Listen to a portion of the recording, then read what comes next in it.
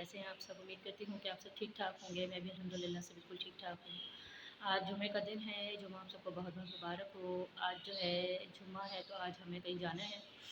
वो तो फिर मैं आपको आगे के व्लॉग में दिखाऊँगी। आप लोग देखते रहें व्लॉग में कि हमें कहाँ जाना है। अभी बस मैंने जो है फटाफट कपड़े इस्त्री वगैरह किए हैं। हरी फातिमा को जो है वो मैंने शावर में दिला दिया है, क्योंकि हम लोगों को जाना है दोपहर में 2-3 बजे तक जाना है, तो इसलिए जल्दी-जल्दी सारे काम किए। आज जो है आंटी भी नहीं आई सफाई करने के लिए, तो सुबह ही उठ के मैंने सफाई भी कर ली, हरीम को नाश्ता भी करा दिया, सारे कपड़े भी आयरन कर दिया, हरीम को शावर भी दिला दिया।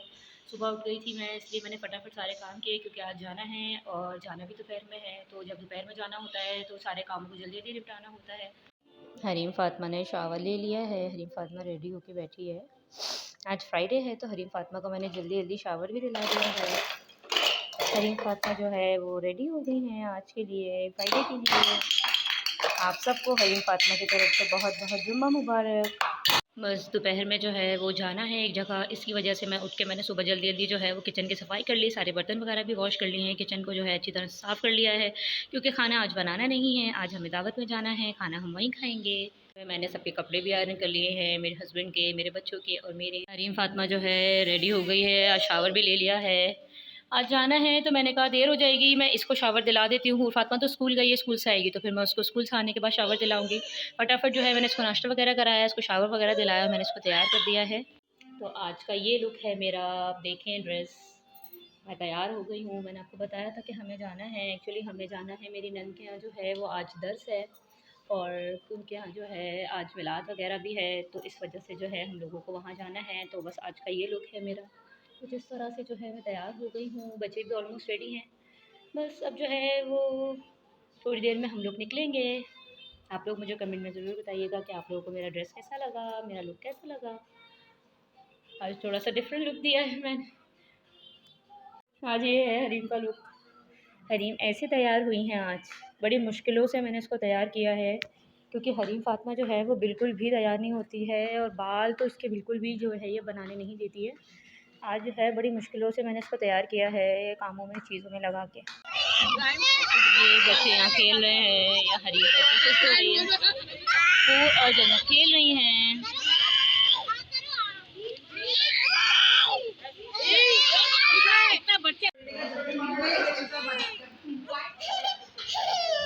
तो हम लोग जो हैं घर पर आ गए हैं, अभी थोड़ी देर पहले ही घर पर आए थे। काफ़ी गर्मी थी आज भी। आज वहाँ पे जो है वो ओकेजन भी जो है दोपहर का रखा था। आज एक्चुअली मेरी नन के घर जाना था हम लोगों को, उन लोगों के घर पे जो है वो रबीउल अव्वल की जो है कुछ हदीस थी और कुछ जो है रबीउल अव्वल की जो है वो दावत थी, तो आज हम लोग बस वहीं गए हुए थे। तो अभी मैं वहाँ से आई हूँ और बस अब आप लोग मुझे बताएं, आप लोग जो है रबीउल अव्वल की तैयारी किस तरह करते हैं, क्योंकि रबीउल अव्वल आने में सिर्फ 1-2 दिन रह गए।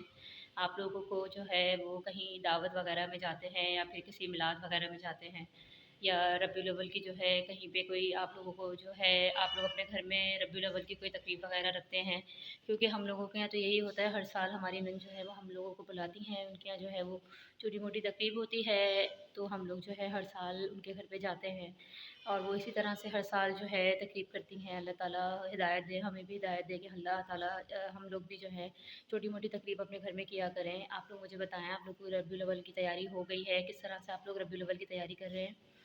शाम की चाय अब पी रहे हैं हम लोग, क्योंकि शाम में हम लोग घर पे नहीं थे। वहाँ से आए तो बस मैंने फटाफट जो है चाय बनाई, क्योंकि सर में जो है दर्द हो रहा था। शाम को चाय नहीं पी थी, अब चाय पी लेंगे तो ये है थोड़ा सा फ्रेश हो जाएंगे, क्योंकि दोपहर से गए हुए थे तो अभी आए हैं वहाँ से, तो बस चाय भी नहीं पी है, बस अब चाय पियेंगे। बच्चों के लिए जो है वो मैंने अंडा पराठा बनाया है, क्योंकि बच्चों को भूख लग रही है और वहाँ पे भी बच्चों ने जो है कुछ खाया नहीं है। बच्चे जो है मैं अपने बच्चों को घर से खिला के ही लेके जाती हूँ, क्योंकि बच्चे फिर कहीं जाते हैं तो कुछ खाते नहीं, तो बस बच्चों ने कुछ खाया नहीं था, तो मैंने कहा सोचो बच्चों के लिए अंडा पराठा बना दूँ, तो बच्चों के लिए अंडा पराठा बनाया, अब मैं इनको अंडा पराठा खिलाऊँगी। बच्चे तो सो गए हैं, दोनों बहुत ज़्यादा थक गए थे। वो फातिमा स्कूल गई थी और हरीफ फातिमा भी दोपहर में सोई नहीं है, क्योंकि आज हमें दोपहर में जाना था। इसकी वजह से जो है वो बच्चे बहुत ज़्यादा थक गए थे। हरीफ फातिमा बहुत रो रही थी, क्योंकि उसको इतनी नींद आ रही थी। तो बस अब ये है कि बच्चों ने जो है वो दोनों सो गए हैं, दोनों बच्चे जो है सोए हैं, तो अब जाके मैं फ्री हुई हूँ। आज जो है मैं आप लोगों से कुछ बात करना चाहूँगी। वो बात जो है वो ये बात है, वो ये टॉपिक है कि इस दुनिया में जो है वो सबसे ज़्यादा मुख़लिस रिश्ता आपके पेरेंट्स के अलावा कोई भी नहीं होता। मतलब कि आपके माँ बाप से ज़्यादा मुख़लिस दुनिया में कोई भी नहीं होता। माँ बाप ही हैं ऐसा रिश्ता जो हमारे इस पूरी दुनिया में जो है हमें मुखलिस पाए जाते हैं। हमारे माँ बाप जो हैं वो कभी हमें धोखा नहीं देते, हमारे माँ बाप जो हैं वो कभी हमारा गलत नहीं सोचते। अगर हम तकलीफ़ में होते हैं तो उन्हें हमसे ज़्यादा तकलीफ़ होती है, अगर हमें कोई परेशानी होती है तो वो हमसे ज़्यादा परेशान होते हैं। क्योंकि अल्लाह पाक ने माँ बाप का रिश्ता ही कुछ ऐसा रखा है कि औलाद परेशान होती है तो माँ बाप जो हैं वो कुदरती तौर पे परेशान हो जाते हैं। कुछ बातें ऐसी होती हैं जो हम किसी को नहीं बता सकते, हम चाह के भी जो है वो किसी को नहीं बता सकते। लेकिन ज़रूरी नहीं है कि हम अपने मुँह से ही बताएँ, लेकिन हमारी आँखें बहुत कुछ बता देती हैं और बहुत कुछ समझा देती हैं कि हमारे साथ जो है वो क्या मतलब चल रहा है, हमारी लाइफ़ में जो है वो क्या हो रहा है। हम कितने खुश हैं या हम कितने जो हैं वो परेशान हैं, ये हमारी आँखें कभी-कभार बता देती हैं। अगर हम मुँह से ना बता पाएँ तो ये है कि हमारी आँखें कभी-कभार बता देती हैं इन चीज़ों का।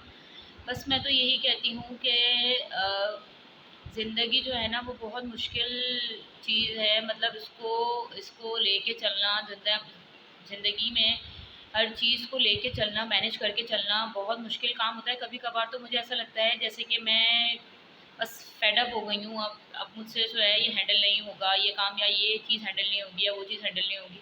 कभी-कभार इंसान मजबूर हो जाता है, बेबस हो जाता है कि यार ये हम कैसे करेंगे। कभी-कभार ऐसे ज़िंदगी में वक़्त आता है, अप डाउन सबकी ज़िंदगी में आते हैं, मैं अपनी बात नहीं कर रही हूँ।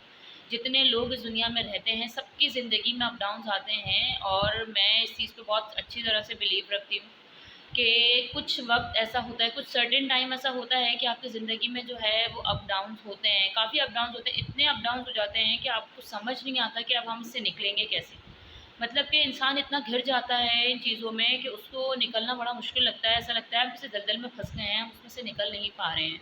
कभी-कभी ज़िंदगी जो है वो इतना मजबूर कर देती है, कभी-कभी मजबूरियाँ कुछ ऐसी आ जाती हैं कि हम परेशान हो जाते हैं कि हम इस मजबूरियों से बाहर कैसे निकलेंगे, क्योंकि चारों तरफ से जो है ना वो मजबूरियाँ आ जाती हैं, हमें घेर लेती हैं, ऐसा लगता है कि हम चीज़ में जकड़ गए हैं, हम निकल नहीं पा रहे हैं किसी तरह से।